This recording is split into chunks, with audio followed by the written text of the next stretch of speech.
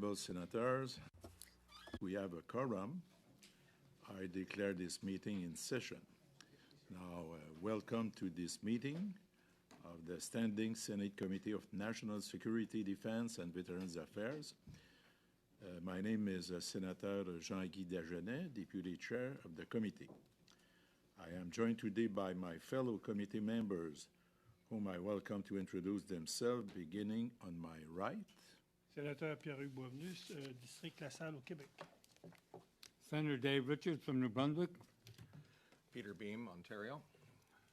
Andrew Cardozo from Ontario. Thank you. And we will have Senator Desco. Now, for those watching the session, we are continuing our study of Bill C21, an act to amend certain acts and to make certain consequential amendments, firearms. In our first panel, we have the pleasure to welcoming, par videoconference, le Dr. Mark Sinyor, professeur associé. Dr. Mark Sinyor, Associate Professor and Psychiatrist, Sunnybrook Health Sciences Center, University of Toronto. And with us in the room from Statistics Canada and the Canadian Centre for Justice Statistics and Community Safety, we have Josée Bégin, Assistant Chief Statistician, Social Health and Labor Statistics. And we have Lucie Léonard, Director of the Canadian Centre for Justice Statistics and Community Safety. Welcome. We are ready to hear your preliminary remarks. This will be followed by questions from senators. Let me remind you that you have 5 minutes for your opening remarks. With Mr. Mark Sinyor.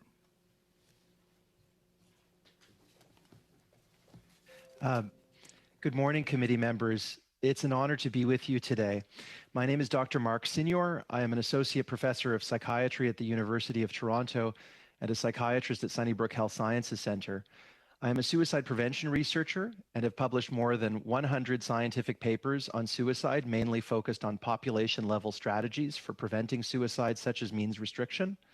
I'm a former vice president of the board of the Canadian Association for Suicide Prevention. I'm lead author of the Canadian Psychiatric Association Guidelines for Responsible Media Reporting. I am also the Americas lead for the International Association for Suicide Prevention's Partnerships for Life initiative, which aims to promote national suicide prevention strategies. I'm here today to tell you that legislative efforts aimed at reducing access to firearms are a necessary component of comprehensive suicide prevention in Canada. Suicidal behaviors are complex by their very nature and are influenced. Dr. Sinyor, can you speak slowly for the translation, please? Okay, I will slow down. Thank you so much. I appreciate it. Suicidal behaviors are complex by their very nature and are influenced by a myriad of factors. In many cases, decisions to die by suicide are made impulsively, often with ambivalence about dying and or following a short-term crisis that transiently alters a vulnerable person's sense of perspective and ability to think rationally. One of the most reproducible findings in suicide research is that having lethal means at hand in the home confers greater risk of death in these situations. As clinicians and researchers, we work tirelessly to remove such means to buy precious time for the crisis to pass and to allow a person to reflect, reconsider, and seek help. Some of the earliest work in suicide research showed that detoxification of household gases and automobile emissions had the fortuitous effect of reducing overall suicide rates in multiple countries. The notion that restricting access to the means of suicide saves lives is not controversial among suicide prevention experts, and countries all around the world are implementing means restriction interventions. Arguably, the most important review of suicide prevention studies in the past decade concluded that, quote, there is now strong evidence that restricting access to lethal means is associated with a decrease in suicide and that substitution to other methods appears to be limited. The World Health Organization's Live Life Implementation Guide for Suicide Prevention in countries lists means restriction, including restriction of access to firearms, as the first of 4 key interventions, describing it as, quote, a universal evidence-based intervention for suicide prevention. The notion that means restriction strategies, quote, don't work is myth number 6 in the Mayo Clinic's list of myths about suicide. One of the problems of population-based research is that it involves large uncontrolled experiments.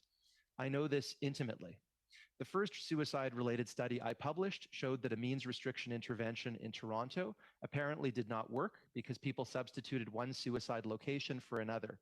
I have spent the past 2 decades examining the data more closely and proving that the intervention did work, but that this was initially obscured by other factors. The complex, uncontrolled nature of these observations is why we must be very cautious in interpreting findings from analyses focused on firearm legislation and suicide in Canada. Some researchers have concluded that a reduction in firearm suicides with no change in overall suicide rates is an indication that legislation does not work, but this conclusion is only correct if suicide rates would otherwise have been stable in recent decades, and this is not a good assumption. Let's not miss the forest for the trees. From 1981 to 2008, the age standardized suicide rate in Canada fell by about 33%, a huge change that has been roughly stable since. This coincided with a precipitous decline in firearm suicides. In the US, the overall suicide rate has increased by 37% over the past 2 decades. What accounts for the difference? Clearly, differences in firearm legislation and availability between our countries have played a major role. This conclusion is further supported by evidence from controlled trials, for example, where US states which restrict access to firearms are compared to those without restrictions. 48 out of 49, or 98% of such studies found that restricting access to firearms led to fewer suicides overall. The authors conclude restricting access to the most available and lethal means of suicide, such as firearms, lowered suicide rates using the restricted method and lowered overall suicide rates when the method was sufficiently widely used. In conclusion, there is broad evidence from multiple sources that means restriction, including restricting access to firearms, is an effective component of an evidence-based strategy for prevention. Thank you for your time. Thank you so much, Dr. Sinyor. Maintenant, pour statistiques. Now for Statistics Canada, I understand that Mr. Josée Bégin will be presenting opening remarks. You have the floor, Madam. Thank you. Honorable Chair, members of the committee, I would like to thank you for the opportunity to present our most recent statistics on firearm-related violent crime in Canada. The information that I will be focusing on today is based on data from 2 surveys. The Uniform Crime Reporting Survey, which collects detailed information on criminal offenses that come to the attention of police from more than 600 police services across Canada. The second source is the Homicide Survey. It collects more detailed information specifically regarding homicides. In 2022, police reported crime including violent crime, increased for a second consecutive year after a decrease during the first year of the pandemic. Prior to the pandemic, violent crime had been on the rise for 5 years. The Violent Crime Severity Index in 2022 was the highest since 2007. Firearm-related violent crime accounted for less than 3% of police-reported violent crime. The rate of firearm-related crime per 100,000 population increased from 2013 through 2019. Between 2009 and 2013, the national rate had actually decreased. In 2022, according to police-reported data, young men between the ages of 12 and 17 were most often the accused person involved in firearm violent crime, with 111 accused youth per 100,000 population. This rate was 47% higher than 10 years earlier. Young men aged 18 to 24 followed with a rate of 101 per 100,000 population, an increase of 4% from 2012. We are aware of the concern about the use of firearms in cases of domestic violence. According to our most recent data, about 1.2% of victims of intimate partner violent crime were involved in firearm-related incidents. When considering intimate partner violence incidents involving female victims, the proportion of firearm-related violence was higher at 1.3% relative to male victims at 0.6%. In 2022, there were about 14,000 incidents of firearm-related violent crimes, or 36.7 incidents per 100,000 population. This rate was 9% higher than in 2021, and this increase was mainly driven by increases in Ontario at 24%, New Brunswick at 24%, and British Columbia at 12%. Overall, firearm-related violent crime rates were higher in northern areas of the provinces, especially rural areas in the north and in the territories. Rates were also higher in the prairie provinces, with the highest provincial rate occurring in Saskatchewan. In 2022, 62% of the firearm-related violent crime in urban areas in the south involved handguns.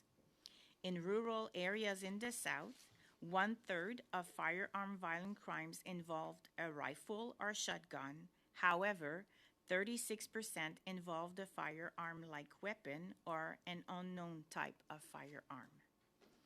In 2022, handguns were the most common firearm present in Toronto at 83% of firearm-related violent crime, Ottawa at 70%, and Hamilton at 70%.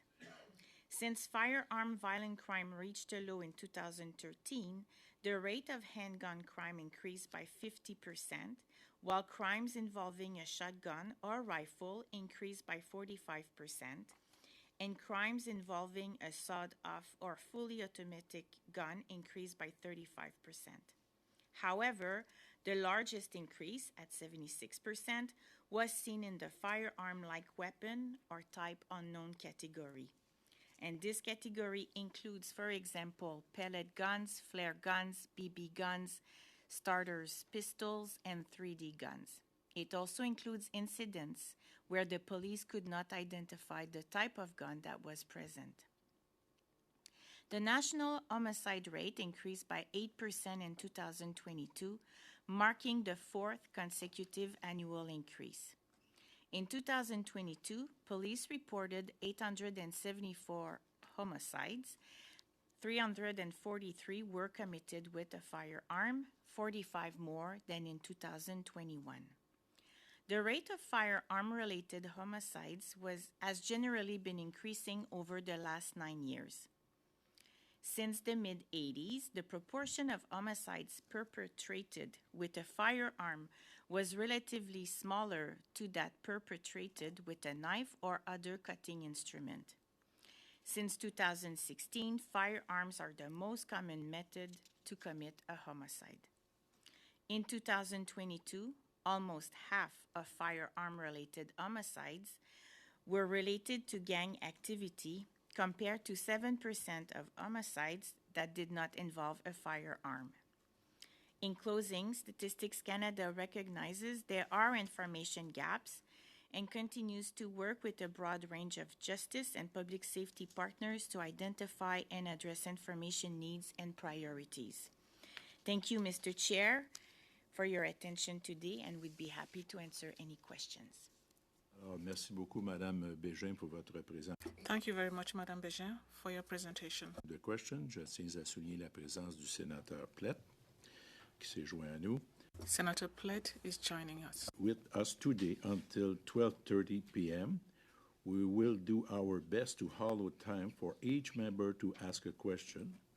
With this in mind, 4 minutes will be allowed for each question, including the answer.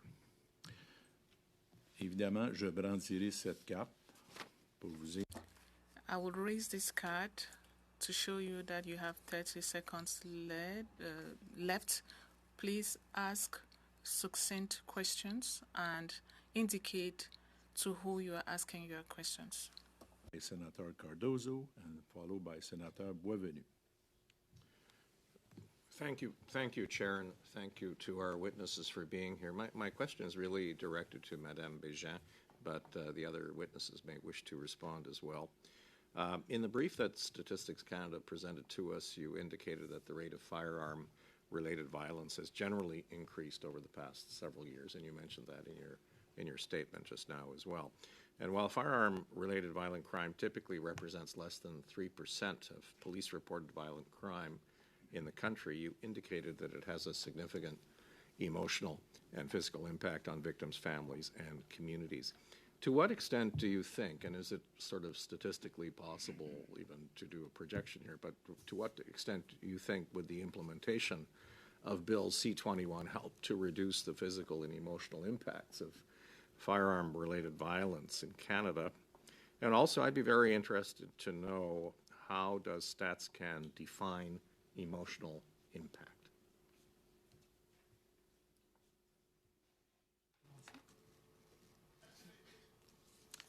Bonjour.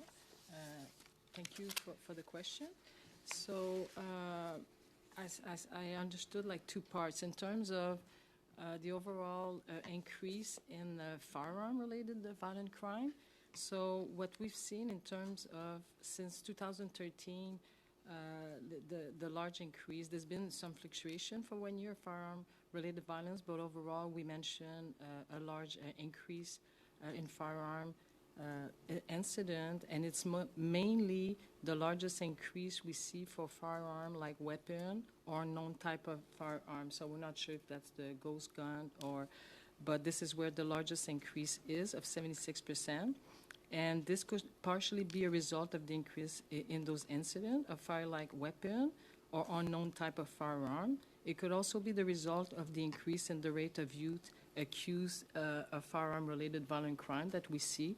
A major increase over the past decade of more than 40% for youth under the age of 18.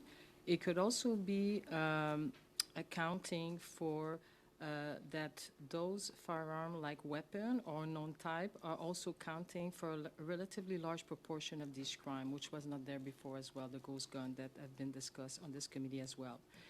The issue that we have in terms of some of the limitation of the data on this increase of firearm is the UCR, the Uniform Crime Report Survey, where all police services in Canada report does not allow for distinction between all of these firearm like weapon, whether it's the pellet, the ghost gun, or the 3D gun.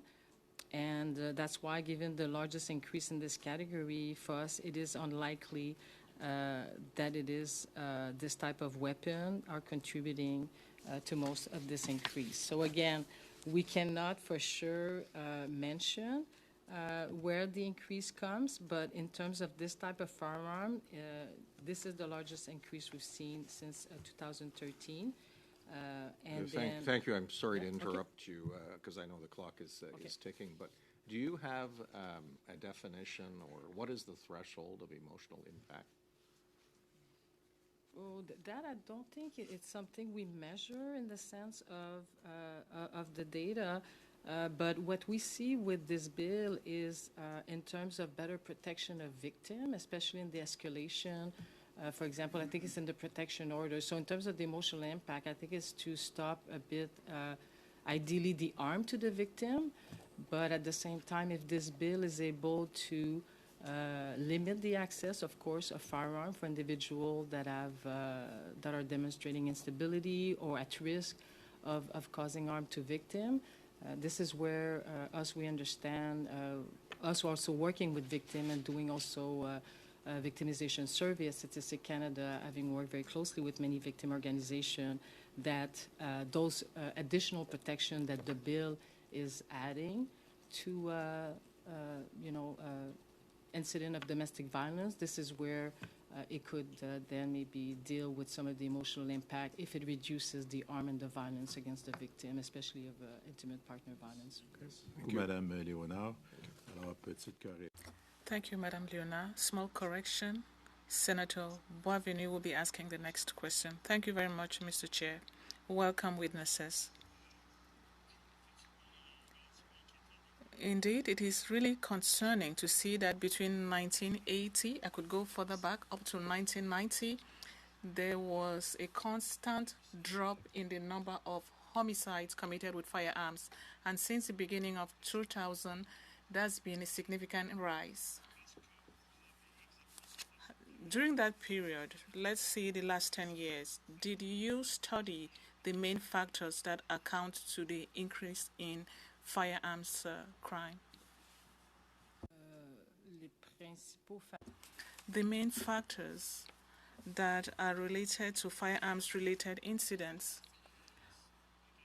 Well, I understand that if we have a bill that seeks to reduce crime, we need to know the underlying factors.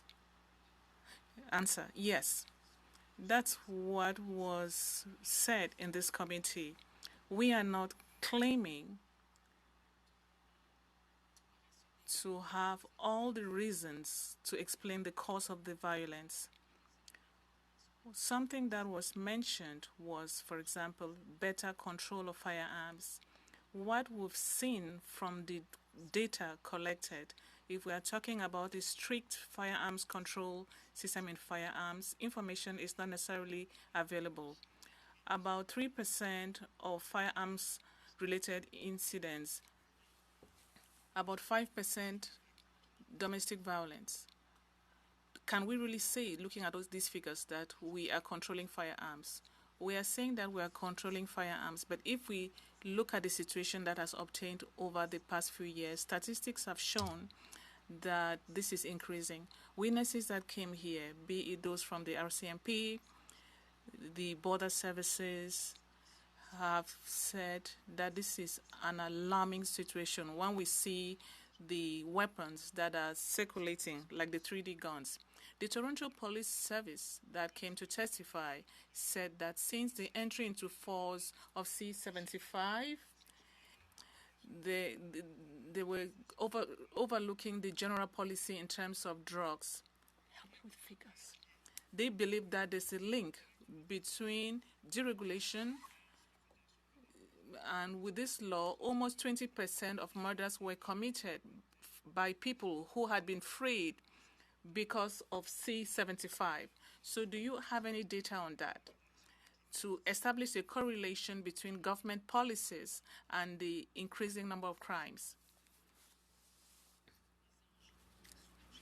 Those are the issues we are detecting from our work. There's the issue of tracking and the origin of firearms. You've talked about factors, but we also need to have the best data, which we do not necessarily have now, to be able to establish the correlation. Well, that's the work we want to do with the Canadian Association of Chiefs of Police. We want to have the best tools for identifying police incidents, individual identifications. Statistics Canada would like to have more socioeconomic data, integrate all that data, and be able to track all those people who purchase firearms and use them to injure people. Question, do you have any data related to the use of illegal or unregistered firearms related to crimes? Well, looking at our data, in cases where there's domestic violence, in 88% of those cases, people did not have licenses, so the weapons were illegal, and that is in the brief. But, Madam, the time is limited, Madam Léonard. Maybe you could send us in writing any other information you may have. Is there a date by which the information should be sent in writing? Well, maybe by Friday you should send us information. Senator Cardozo, followed by Senator Youssef. Thank you, Mr. Chair. My first question is for Mr. Sinyor, and I wonder if you could give us any more information about some of the details, and I think you might have covered it.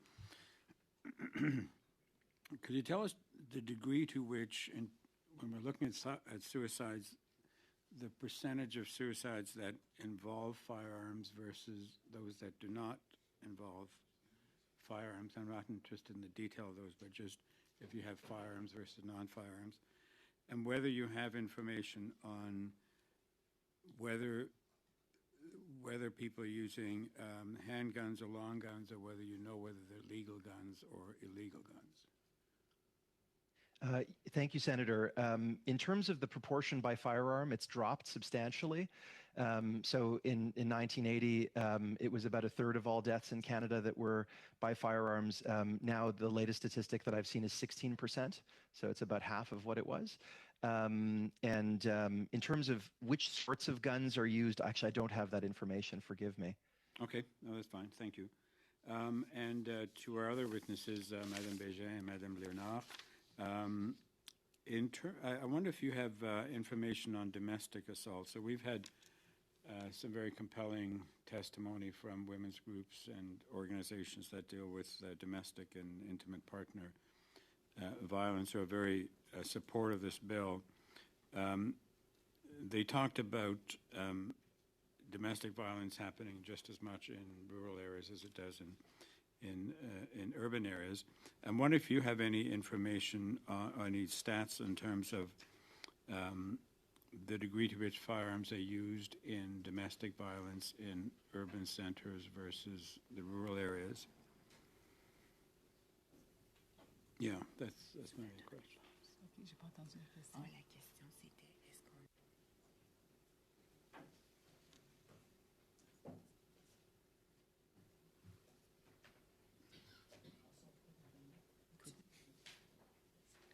So in terms of the exact split, so that we could come back, what we know for the intimate partner violence that we do collect in the uniform crime reporting is that usually it's not an isolated incident, there is a progression.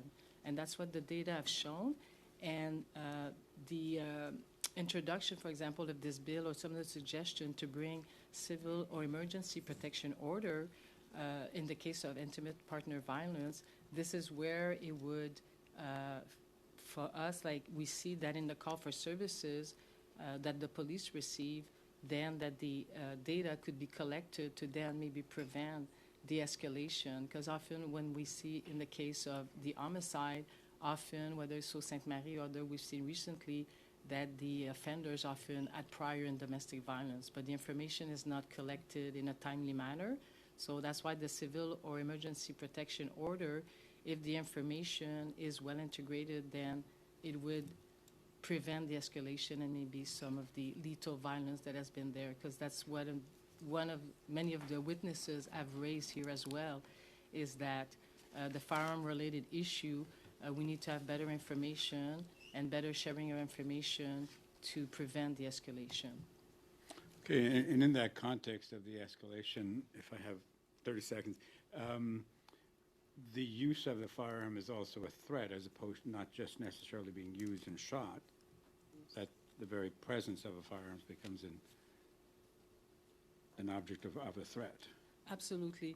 And we know it's been mentioned as well here, the statistic that when there is the presence of firearm in the household, that for the women, they are 5 times more likely to then, that there'll be lethal violence. But this statistic is from the U.S. Here in Canada, it's been said often that the presence of firearm does increase the lethal violence. But in terms of the exact statistic, we don't have the same assessment that it's 5 times, but we know there's more likelihood that when there's a presence of firearm in the household, that then there would be more lethality of the situation. Madame Léonard. For next, Senator Josée, followed by Senator Richards, and followed by Senator Plett. Thank you, Chair, and thank you, witnesses, for being here. I guess my first question is to Dr. Sinyor in regard to suicide prevention and the challenge that we face as a society in general around suicide. Just in the context of education around use of firearms and people getting licenses, is there anything in terms of your research and knowledge that you think we can do to better enhance how we can prevent suicide in the context of trying to educate those who are trying to obtain a firearm or trying to gain a license? Thank you so much for that question, Senator. It's actually quite a complicated question. And the reason for it is that if you think of probably the two biggest population level strategies for suicide prevention, one of them is restricting access to means. That's limiting access like firearms. But the other one is decreasing cognitive availability, like not educating people about how to end their lives. You want to educate people about how to seek help if they're in a crisis, how to manage that situation. And so it's very tricky when you're educating someone about a suicide method. You might have very good intentions and say, well, listen, this is a common suicide method and, here's how to avoid it. And that might have some benefits, but you're also telling the person that they're obtaining something that can be used for suicide when that might not be on their mind. And so that actually confers a bit of harm. That would have to be done very, very cautiously. I think probably the best advice that I could give is you want to focus on just having fewer firearms. That's probably the most important thing. But for those people who have it, just really working hard on safety, especially just, that they're not. The thing that really confers risk is having a method of death in the home easily accessible. And so any steps that one could take to decrease the accessibility of it. And in fact, you might want to focus, because of that concern, on accidental deaths, saying, look, we heaven forbid that your child or someone should get access to this. We have to make sure that it's absolutely carefully protected. And then, of course, that would have the ancillary benefit of being harder to access for someone for the use of suicide. Thank you. And if I may, both Ms. Leonard and Ms. Bégin, data collection is very important for us to understand what we're dealing with, but more importantly, how we can use the data to better shape public policy. So in that regard, I guess, without presupposes what better method we should be using, but just based on what you have presented, how can we better assist you in the context of the data that you collect and are disseminating that will help us in terms of crafting better public policy? Because there seems to be a big gap between what you're presenting and the granular detail that could better assist us specifically, because this is at the source. If the police are not collecting it, police chiefs don't have a consistent way of how we approach this across the country. We're not learning very much. We're learning some things, but there's a big gap in between. And of course, public policy is to try to figure out how to fill that gap. So maybe you can share some thoughts with us that may help us reflect as we get to deal with this bill at the committee stage. Absolutely. That is a very good question. And also, I like the premise as well at the end of your question that we do have to say we do have great collaboration and recognizing that it is complex to measure firearm in Canada and beyond. But in terms of the work we've done to date, especially with public safety and our CMP, it's really at some point it was the collaboration to try to establish a better framework for the collection of this firearm enforcement and via horizontal coordination. So we've been involved with funding from public safety to try to pilot a feasibility study on trying to assess how to collect the origin of gun crime. So we've done this work. It was piloted. There was recommendation done, and how to better capture the data. And how it would be done is to again standardize some definition. Léonard, je m'excuse. Alors, nous allons continuer la période de questions. Senator Richards, followed by Senator Plett and Senator Desco. Okay, thank you very much, Mr. Chairman, and thank you, witnesses, for being here. My question and observation is to Professor Sinyor. The last 4 people I knew who took their own lives, 2 was from asphyxiation, and the other 2 were from medical assistance, because suicide is now legal. Most of the people I know who hunt are extremely safety conscious and extremely aware of the potential of what harm rifles can do. And I haven't been into a house yet who has a person who has a rifle who doesn't have a locked and contained gun cabinet. So I'm wondering, how would this bill help prevent suicides better than that? And since we don't know the temperament or the, or when someone will become so depressed and so utterly, utterly devastated by life that he's going to take his or her own life. How do we know when this will happen? We don't know when this will happen.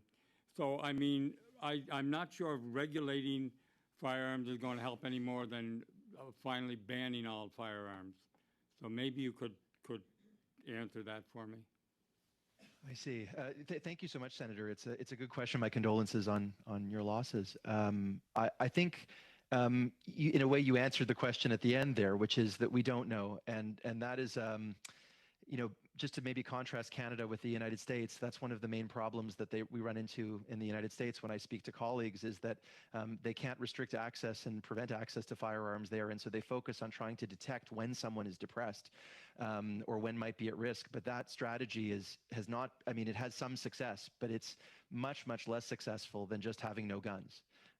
The way to protect against suicide is to have the minimum amount of guns available.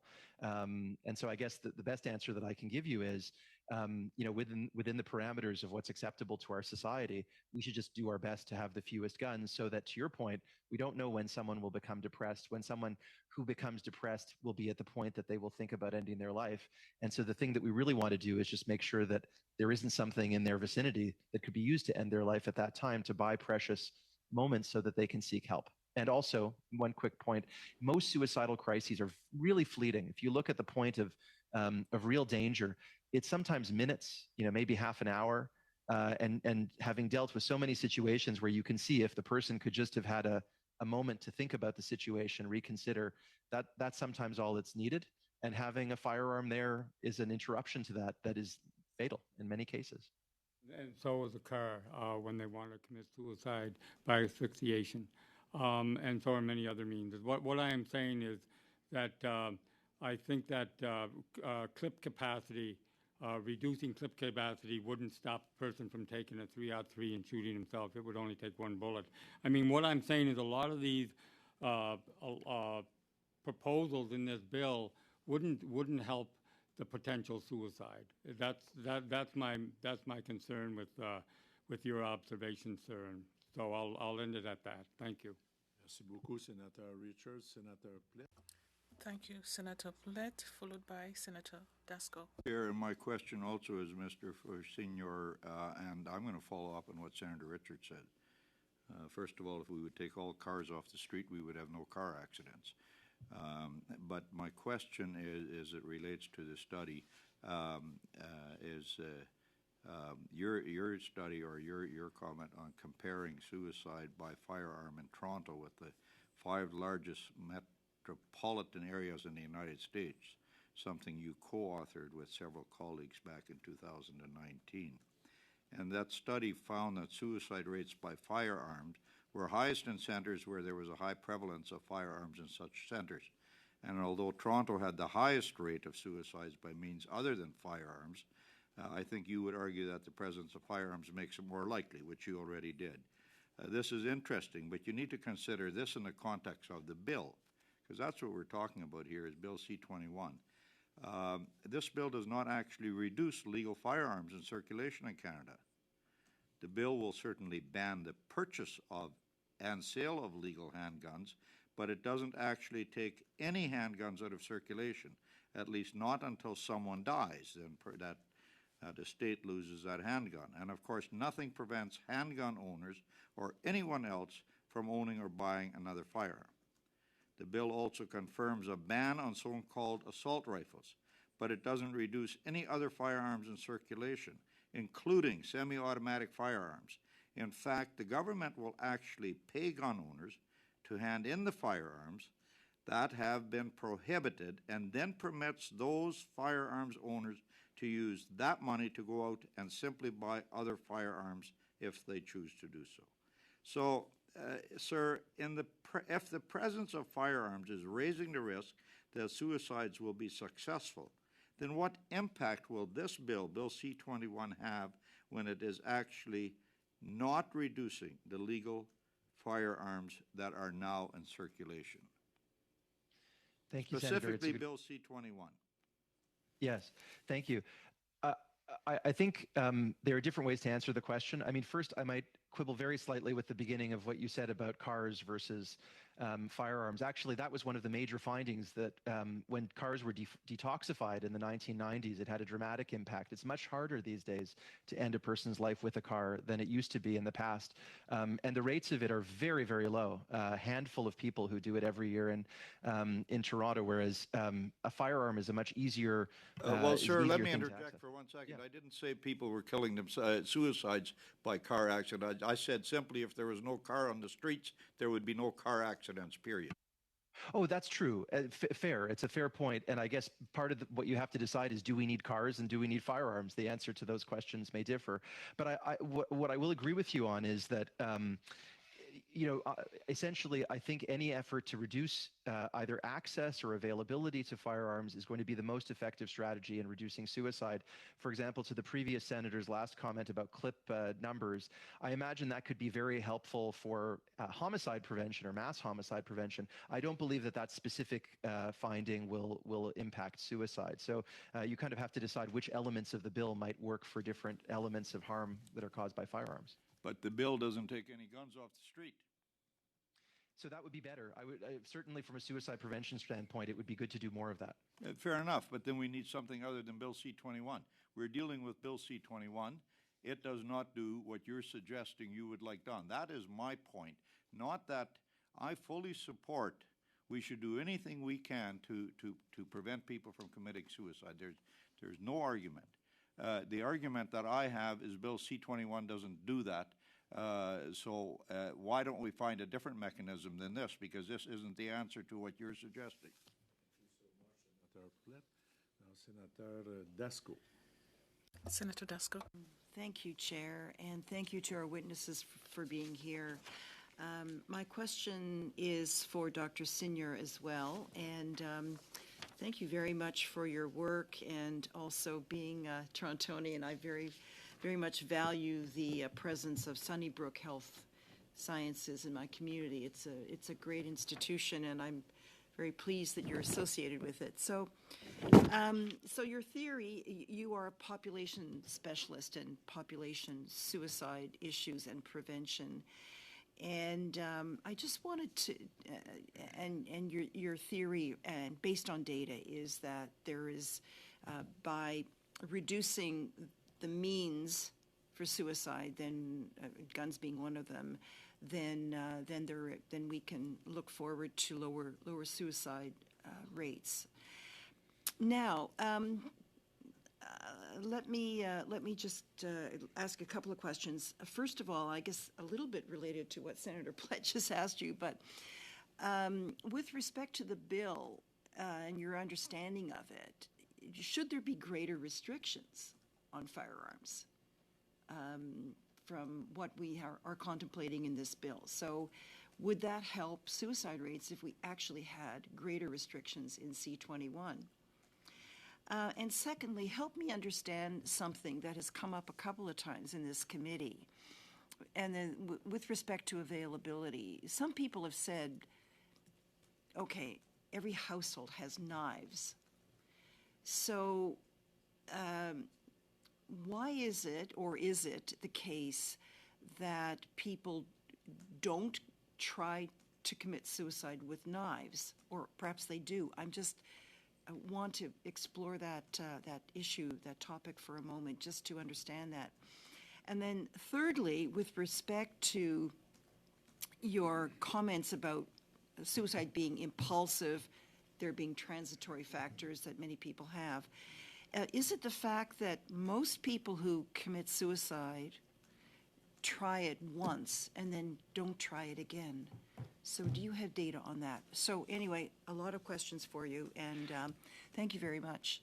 Sure. Thank you, Senator. And it is truly an honor to work at Sunnybrook. In terms of the bill, I guess what I would say is there are three different ways that firearms could cause harm. One is an unintentional injury, and two intentional versions, homicide and suicide. And so there should be elements of any bill on firearms to deal with all three of those issues. But to your specific question, absolutely, it would be helpful to anything that would just reduce the number of firearms. If we could be adding that to the bill would help in reducing suicides across Canada. And that goes to the second question you ask about knives. People do try to end their lives with knives. We see them clinically in the hospital sometimes. It's a much harder way to end a person's life, and most frequently the action is non-fatal, and then someone will show up to the emerge, and it offers us an opportunity to intervene, which is very rare. I can think, off the top of my head, of dozens of cases of people who have used a knife to try to end their life who I've seen in the hospital. I can think of no cases of firearms because they're so lethal. In terms of your question about number of attempts, it's variable. It is true that the majority of people who die by suicide do so on their first attempt. It's roughly 50-50, but a bit more on the first attempt. And so what you really want is whatever that first attempt to be non-lethal, so that it gets someone into attention and to care, and so that an intervention can be done. Thank you. Before we start our second round, I have a question for Madame Bégin. Sorry, Miss Léonard. Criminologists like saying we always need to look on statistics on murders for 8 to 10 years to arrive at valid conclusions, and sometimes incidents are episodic, like from gangs. Should we avoid rapid findings or things that could be led by emotion, particularly when it's time to modify our regulations? That's a good question. Yes, indeed. That is why we would like to see how this bill can help us better assess what is being done. In this case, firearms are circulating in Canada. Some will say they are legal firearms, and we're trying to get data on that throughout the country. Others will say that there's a mix between legal and illegal weapons. For example, you have the RCMP that has its tracking center that is trying to show that we are never able to identify some firearms available. In this context,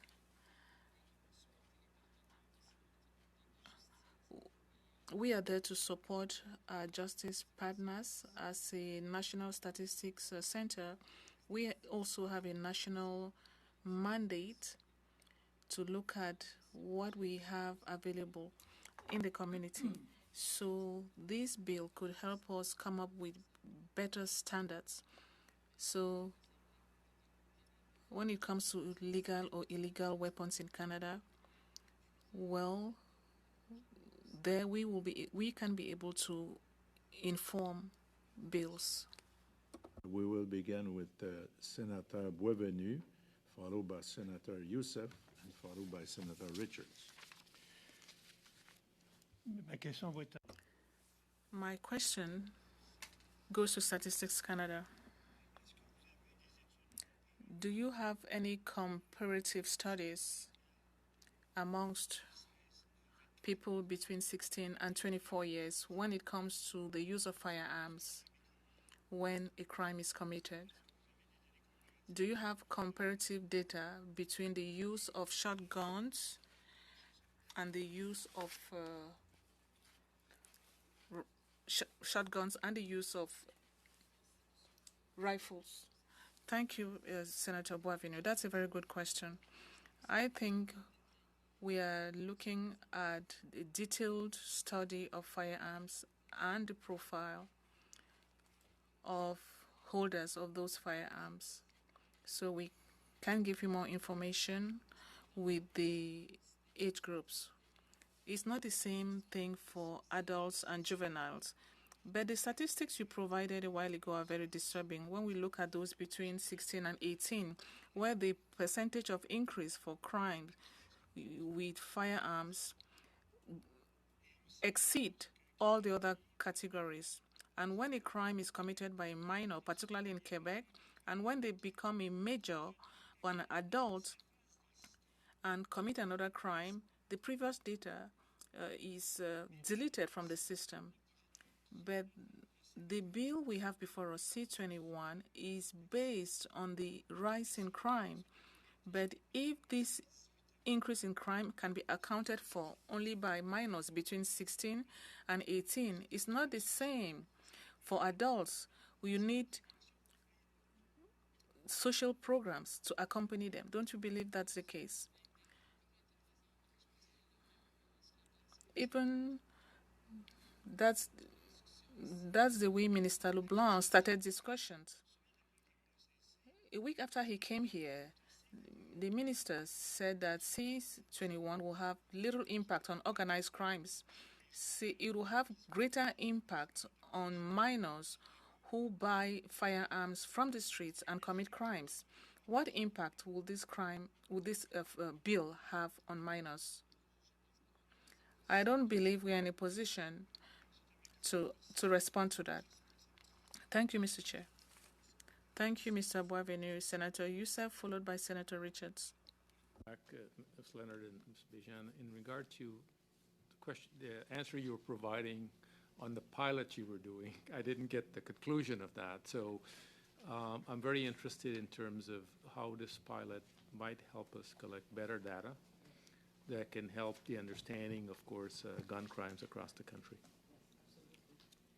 Yes, actually, and this pilot that was started in 2018, it is at the stage of data collection, and this work was done with the recommendation and endorsed by the Canadian Association of Chiefs of Police, which is basically to add new variable to the UCR, the Uniform Crime Report Survey, to better capture firearm characteristics that were not there before. So it started in sort of 2019, but that's why this pilot now will receive money with public safety for the next 5 years to do this data collection around firearm characteristic, count the number of firearms that are either seized, recovered, or stolen as part of a criminal incident, and their origin.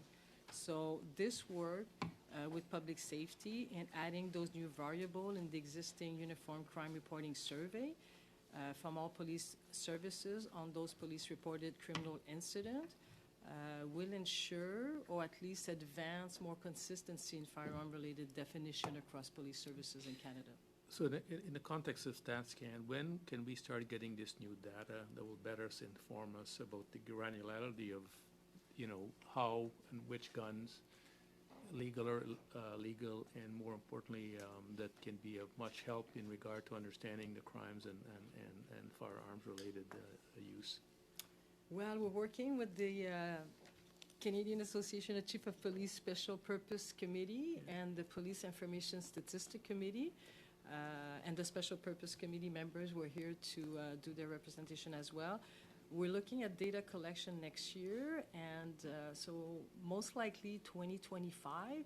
But again, given the situation, we can always see if some, let's say, preliminary findings, data around advancing this data collection, especially on the origin of firearms in Canada, and to better capture those incidents as well as we move in with the training and some of the challenges, though, that have been raised on this, on this committee in terms of even police and prosecutor not understanding sometimes the laws, and that too is a challenge in terms of capturing the information in a valid manner as well in all of these files for police officer and even prosecutor as well. So training is important for capturing the data quality and validity of this information that's new for everyone. Merci beaucoup. Alors, en conclusion. Thank you. In conclusion, Senator Richards. Thank you very much. I'm going back to the psychiatrist again, please. And I'm not trying to beat up on you or anything. My children were at Sunnybrook Hospital. We took them there when I lived in Toronto. But there was a bridge across Bloor Street near the Don Valley, which had a number of suicides when I was there. And there was a bridge on the Miramichi that had a number of suicides as well.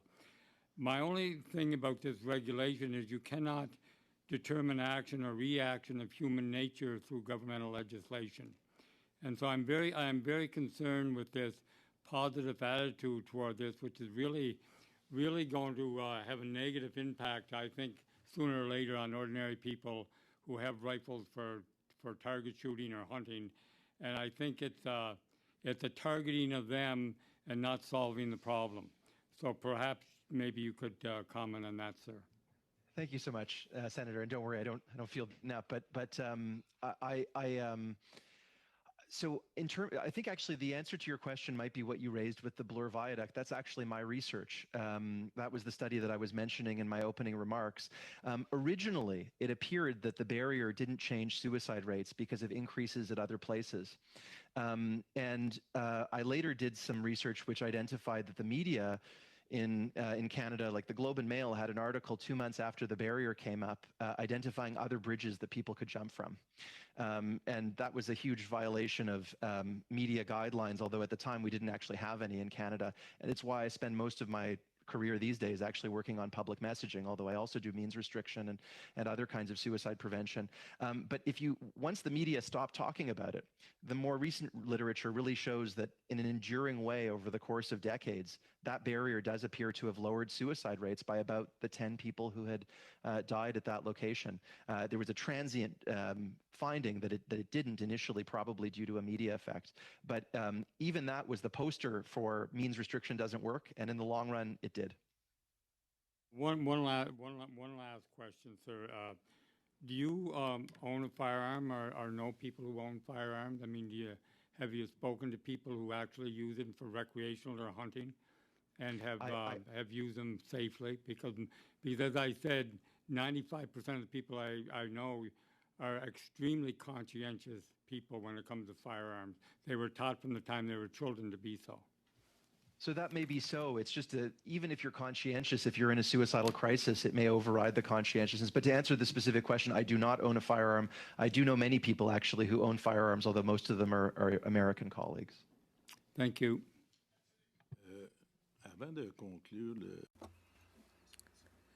Before we move on to this next panel, I would like to make a comment. I was a police officer for 40 years. For 25 of those years, I was on the road. I had to cover lots of suicide calls where people did not have firearms. This was suicide by hanging. And unfortunately, I had to answer some of those calls.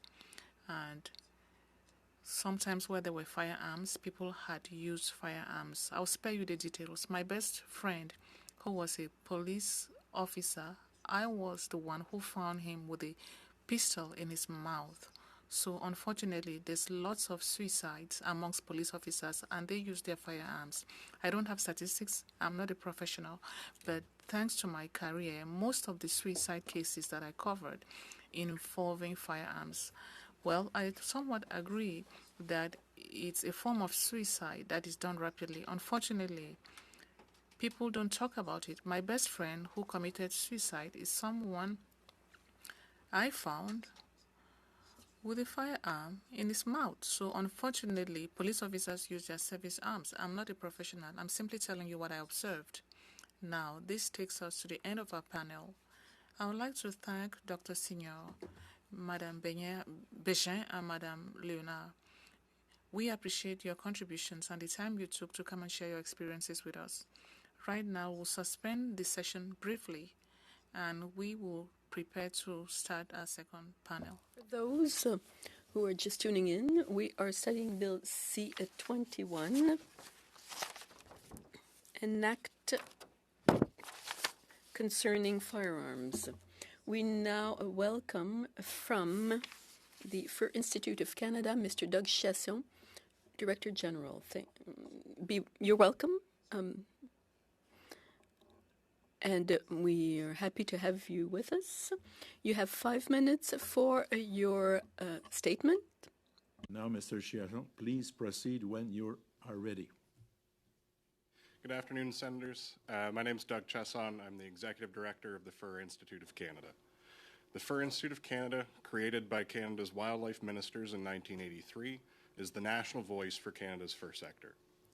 Responsible for Canada's trap testing and certification program, in accordance with the Agreement on Internationally Humane Trapping Standards, the Institute advocates for a sustainable, well-managed fur sector and fur bearer conservation on behalf of Canada's 50,000 trappers.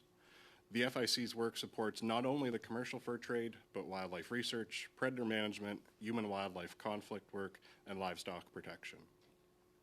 Thank you very much for the opportunity to speak before you today on this important piece of legislation.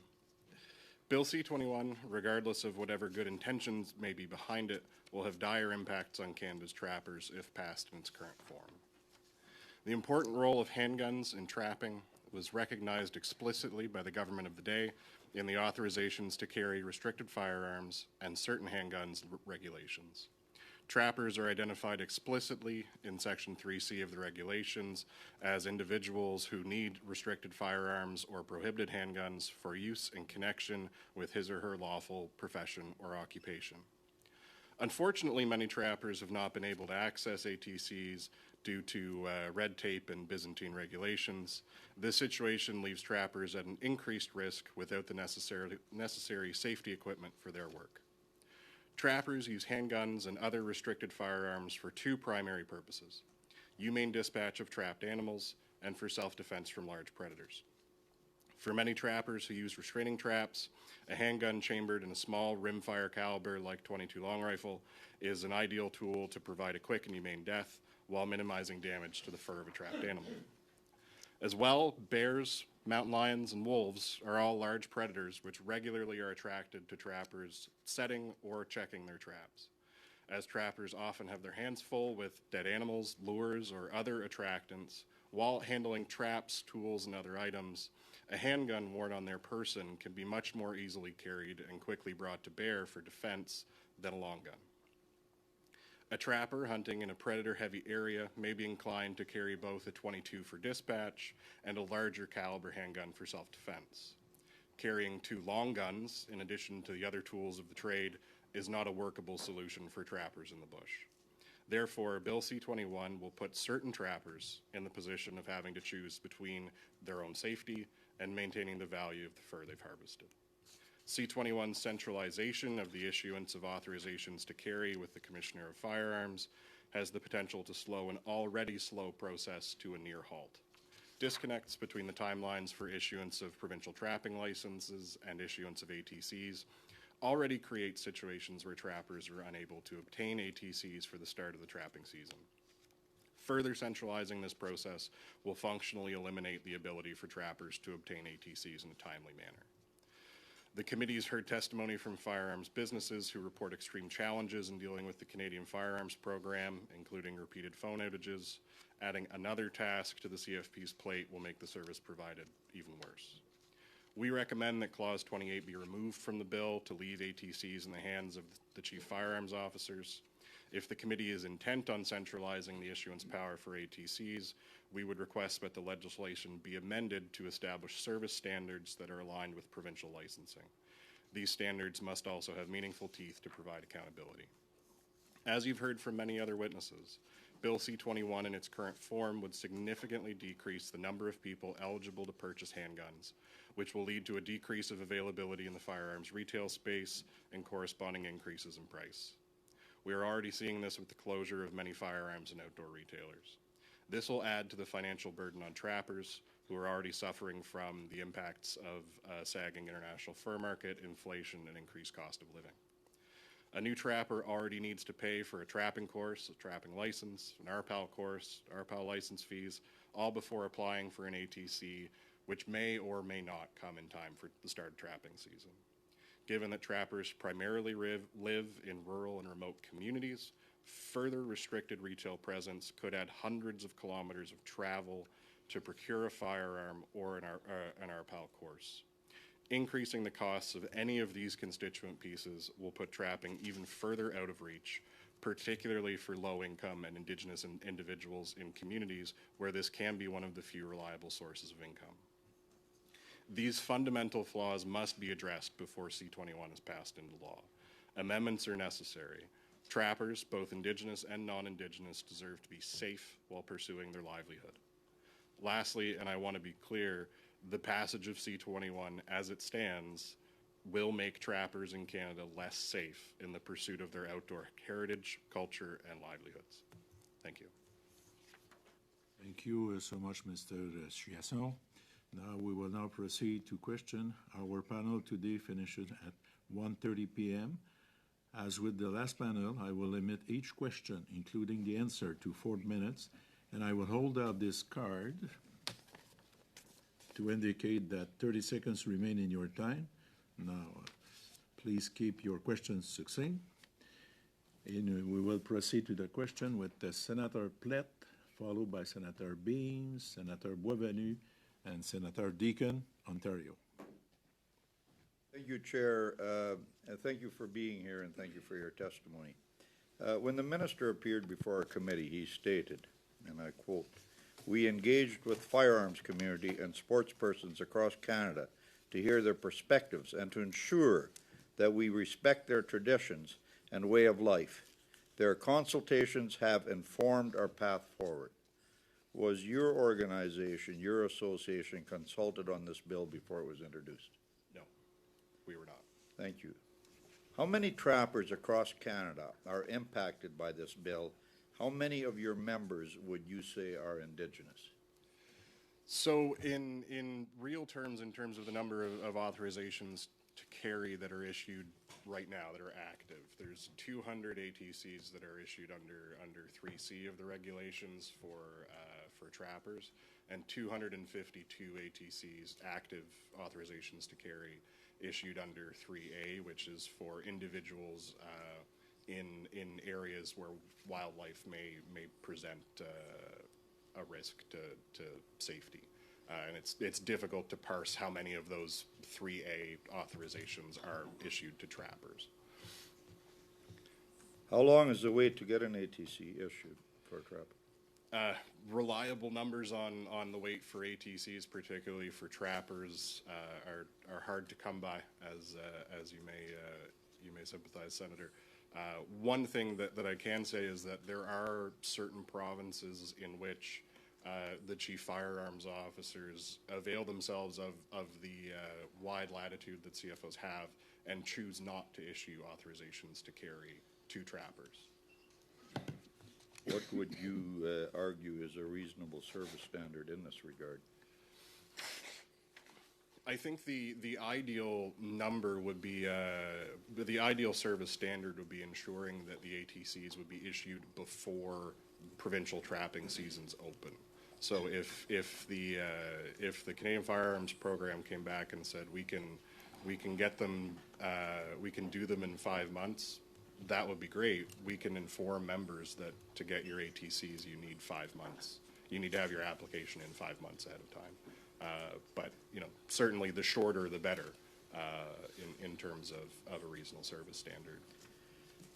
The bill will incrementally close shooting ranges in Canada and in general.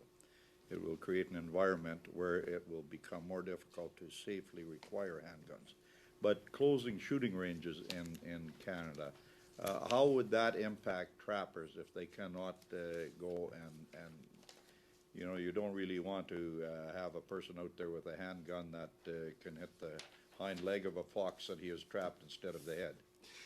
It absolutely would affect trappers both in being able to provide a quick and humane kill to an animal that's in a restraining trap, and also being able to effectively defend themselves. If trappers aren't comfortable using their weapon or not experienced using a firearm, using their particular firearm, that's certainly a less than ideal situation. And for certain provinces where there is a requirement to complete annual or regular firearms training with a handgun in order to receive a provincial permission to use that handgun in pursuit of trapping, closing of shooting ranges would make that much more difficult to obtain.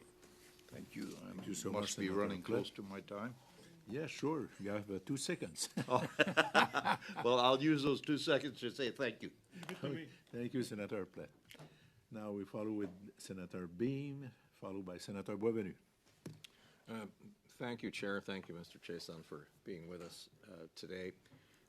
Your brief and your statement was very clear, and I'm going to follow a little bit in the direction where Senator Platt was a moment ago, and that is on the issue of humanely killing trapped animals. In your remarks, you mentioned this is usually done with a handgun and sometimes with a .22 short rifle. I used to have one of those, and it's still a bit of an ungainly weapon if you're pulling it out as you're trying to get a wounded animal out of a trap or dispatch it in some way. And my question is very simple. For trappers, is there any alternative other than the handgun or a .22 to dispatch an animal? So certainly, thank you, Senator, for the question. Certainly some trappers do use long rifles, particularly for trappers who aren't necessarily in the thickest of bush while they're doing their trapping, trappers that are operating, say, in open country in the prairies or trapping field edges, they do use long rifles. But there's no other alternative that would be an easy method. There certainly are other potential ways to provide for safe and humane dispatch, but the option that provides the safest environment for a trapper is to be able to stay at a reasonable distance and use a firearm. Yeah. Okay. Thank you. Thank you, Senator Beam. Senator Boisvenu, followed by Senator Deakin, Ontario. Merci beaucoup, Monsieur le Président. Alors, Thank you, Chair. Mr. Chiasson, welcome to the Senate. I did trapping for about 20 years. My father-in-law taught me that when I was in a BTB. I would like you to talk about safety, the safety of the trappers, because we know that people usually do this alone in the forest with no means of communication. This is done usually in winter, difficult conditions. So sometimes the trappers can get lost. So I would like you to tell us how this bill could impact the safety of trappers and the new generation of trappers. We know that there are many professional trappers. We also have weekend trappers because of the leisure permits they have to engage in this activity that is loved in Quebec. So how will this affect the safety of trappers and younger trappers? Because we need a new generation of hunters and trappers. That's a real problem in Canada. Thank you very much, Mr. Senator. That's a very important point. And thank you for this opportunity to talk about this. Trappers, as you have said, are people who are doing something that involves a risk to their safety. Trappers are generally alone in the woods,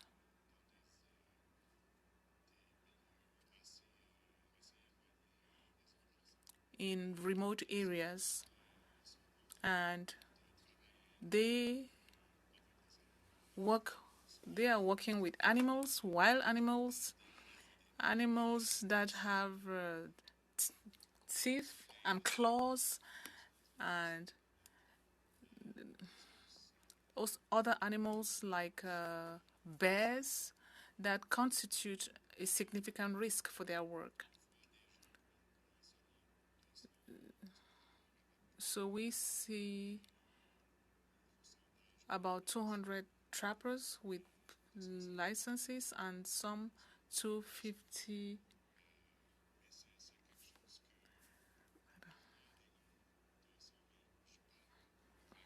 I talk a lot about trappers who say,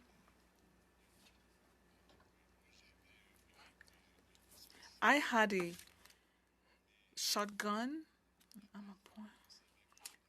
I had a handgun, but we need to fill out forms, we need to take trainings, and so on. The rules are changing. the licenses and permits that never arrive. Sometimes they come when I'm not available. So many trappers have already made terrible decisions. Some of them have decided that I will either choose my safety or the opportunity to pursue something that is important for me, which is trapping. Also, trappers are managers. These are people that manage a territory, square kilometers, and they have quotas provided by government programs. And they also work with road safety concerns. There are lots of access roads leading to cottages that will not be accessible because of beavers, which cause a lot of damage. Will this have an impact when it comes to the new generation of trappers? That's my concern. Thank you, Senator Boisvenu. But you could answer in writing, Mr. Chiasson. Second round? During the second round. Sénateur Deacon, suivi par le sénateur Richards. Thank you. And thank you, Mr. Chiasson, for being here today. Your position is a pretty specific niche in this whole area when we look at C21. We've heard a little bit about trapping from a previous witness, but not too much. So in an effort to prepare, in an effort to do our homework and meet folks where they're at, we have to go to the woods. And so I'm thinking about that today from the handgun perspective. And I'm going to go through an example, in particular about something that we read recently. So I'm looking at the effectiveness, the true effectiveness of a handgun for a grizzly bear, for example, that was attacking you. You're out trapping, and here you are, and you have a handgun. I saw one blog post from an outdoor equipment company that said, only if you're lucky will this handgun help you. And the quote was, since your bullet must stop in its tracks, you must hit it in the spine to render it immobile. Didn't know that.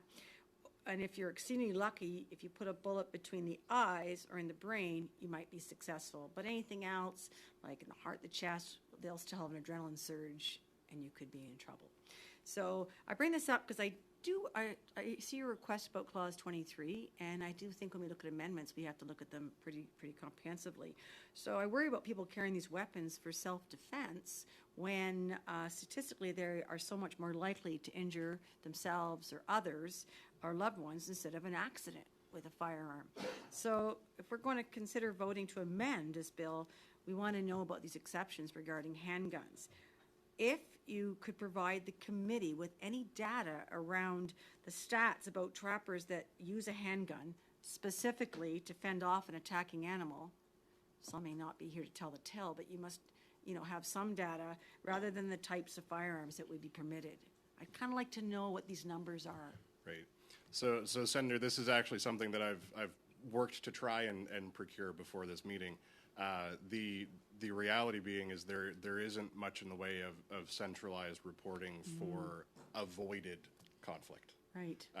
This is something that certainly provincial natural resource departments or forestry departments would have some degree of data on fatalities, but not necessarily on not necessarily a situation where a trapper or hunter or backwoods surveyor used a firearm in self-defense where it didn't trigger some other reporting requirement. So, it's certainly less relevant to trappers, but, a defense kill of a polar bear in Nunavut requires very particular reporting to the Department of Environment in Nunavut.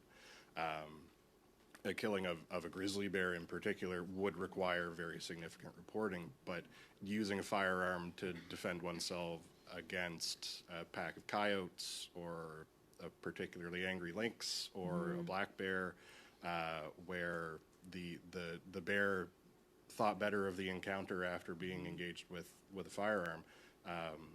I'm not aware of any provinces that actually require reporting that incident. Thank you. Do I, Mr. Chairman, more time? You have 30 seconds. Thank you so much.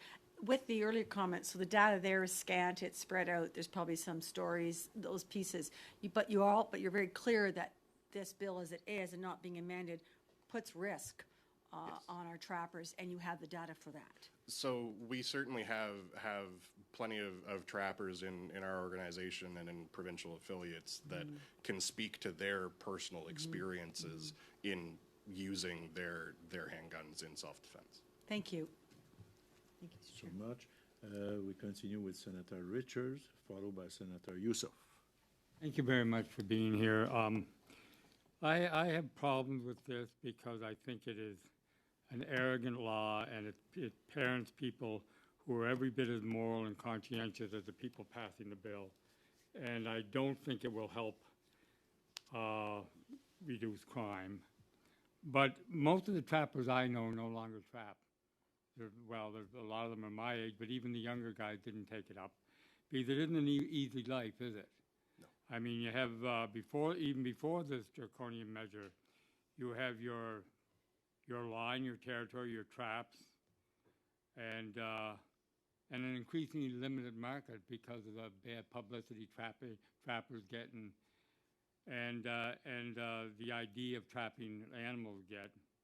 Could this be the death knell for a number of trappers you know? I think there certainly would be trappers that if they're no longer if they find themselves in a position where they're no longer able to feel safe in the backwoods, they will not go. Yeah. They will hang up their traps and say this is the end of the line for me. And really that is the key here, is that this comes down to a safety issue for trappers. And certainly I don't think that we've had the regulations on authorizations to carry on the books for 20 years, over 20 years now. Trappers do not represent tens of thousands of firearms on the landscape.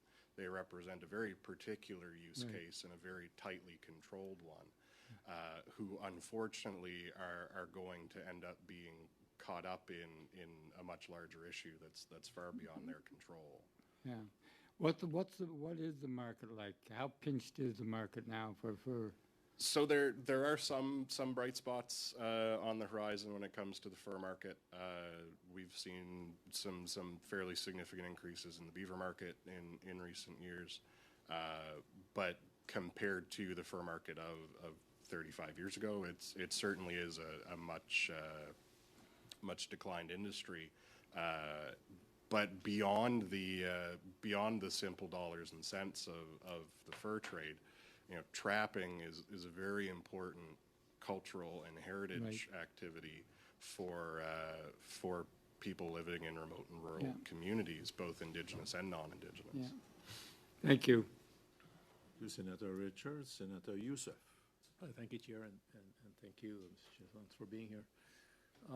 One of the things that I'm struck by that you raised, which is, I guess, requires some reflection, is the time it takes to get an ATC. Is there generally inconsistency across the country because of how permits are issued or is it just varies from jurisdiction to jurisdiction, that might be a little bit better in one place but terrible in other places because of staffing issues? So it certainly varies across the country. Where currently the ATCs are issued by the chief firearms officers, there is variability across provinces and territories, and certainly as I mentioned earlier, there are provinces where simply you will not get one.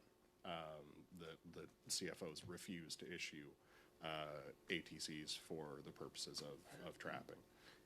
And do we know why that is? I think that would be a very good question for the CFOs. I won't speculate as to their motivations. Okay. Because there's nothing preventing them from doing it legally. If you have one, you could renew it, and it shouldn't be an issue. But so there's some biases in the system in regard to doing that. Now, obviously, I think you did mention one point which I just wanted to focus on.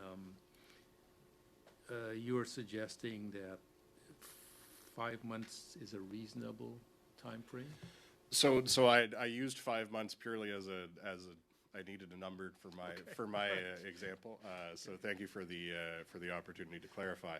I think that the primary concern for trappers who are currently availing themselves of the ability to obtain an ATC is that regardless of when the timeline would be, is that in certain provinces they're only receiving their they're waiting to go out on the trap line and still don't have their ATC in hand. And you know, in some cases these are individuals that have gotten an ATC every year, so they find themselves in the deeply unfortunate situation of going, well, do I pack the handgun and go to the trapping camp? I know by the time I come back it'll be here. You know, so I think that what really would be beneficial would be just setting what the timelines are. You know, certainly I would hope that timeline is not a year, because for folks that may be renewing trapping licenses, getting new trapping licenses, but it's something that I would hope there would be greater collaboration and cooperation between the CFOs and the provincial licensing agencies who issue trapping licenses, and have them come together and say, well, it takes us X number of months to issue a trapping license. Can you issue an ATC in the same period? Or can you make sure that we've issued our trap, because you will need your trapping license to get your ATC, to say, if you aren't able to issue trapping licenses before X date, we won't have time to issue the ATC before the start of trapping season. From your experience, do these folks ever talk to each other? I don't think they talk to each other as much as we would like. Okay. All right. It's like the checks in the mail, right? Yeah. That kind of attitude. So, listen, I appreciate you know, some of the points that you're making, and thank you for sharing them with us. Thank you, Senator. Merci, Senator Youssef. Thank you, Senator Youssef. Before we start second round, since we have some time left, I'll ask a question. Mr. Chiasson, I would like to come back to trappers as individuals. What's the proportion of trappers who are from the First Nations? Do you think that indigenous trappers will be favored by the provisions of C21 when we talk about safety and the possibility of carrying their weapons?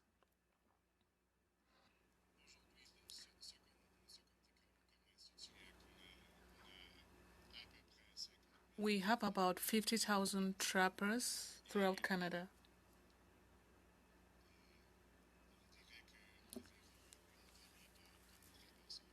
About 50% of them are indigenous trappers. It's a bit difficult to put a specific figure on that because we have some jurisdictions where indigenous trappers do not have licenses.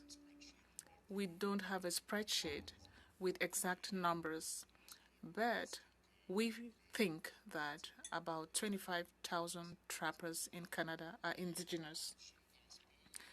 I do not think that indigenous trappers will be favored by Bill C21. I would say that many of the problems we have seen as trappers are problems that concern all trappers, not necessarily indigenous trappers. Thank you very much. We shall continue with our second round of questions. Senator Boisvenu. Thank you, Chair. I'll try to follow up with my ideas. I'll continue with the same topic as before. As I said a while ago, trappers are at the heart of the management of wildlife in Canada, and trapping is mostly done on Crown lands. And this is land that is used for forestry, hunting, and fishing. And trappers have some kind of responsibility to secure the land. So what's the impact of this bill on the young people, which are already threatened? Will this worsen the drop in trappers in Canada to the extent where it's the government that will have to take responsibility over those territories? It's a problem that we foresee if we see the changes that we see in the bill being implemented and in combination with the concerns that Senator Richards mentioned a while ago, now the numbers of trappers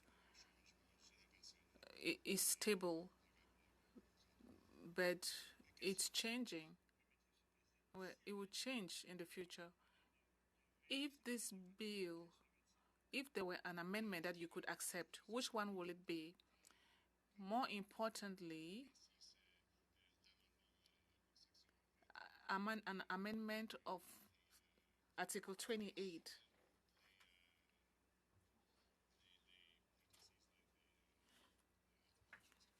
So that ATCs not be centralized with the Canadian Firearms Program. And this responsibility should stay with the provincial arms controllers. And if this authority is centralized, we would like to see service standards be the same and indicated in the bill. Thank you. Thank you, Senator Boisvenu. Today's meeting, I'd like to extend our sincere thanks to Mr. Chiasson. We greatly appreciate your contributions and the time you took to share your insight with us. Notre prochaine réunion aura lieu lundi. Our next meeting will be Monday, the 27th of November at 3 Eastern Time, 3 p.m., 3 Eastern Time at C128. We'll be starting clause by clause study of the bill. Contact the Office of the Law Clerk and Parliamentary Council should they wish to bring forward amendments and to share the amendments with the clerk as soon as possible. Si vous souhaitez que vos amendements soient regroupés. If you want your amendments to be collated and distributed before the meeting, please communicate with the clerk latest Friday morning. Otherwise, bring enough copies of your amendments to the meeting of the 30th. On that note, I wish you a wonderful day.